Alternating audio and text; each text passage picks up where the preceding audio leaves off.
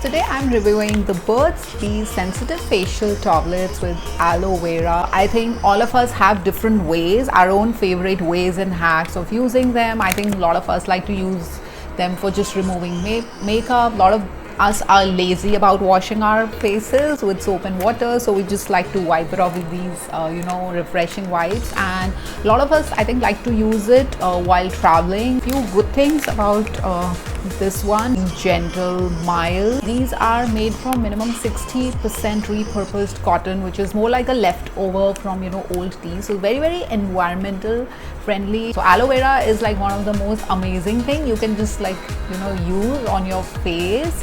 I would say, I think, more than once in a day also. So overall, a great product for removing your makeup, feeling refreshed, cleansing, cleaning any mess from any other eating activity at any time of the day.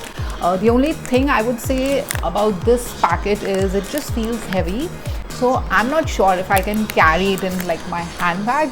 Smells amazing.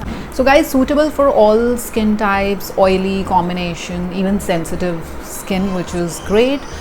Alright guys, that's all from my side for today. I'll see you again with yet another useful video. Bye bye.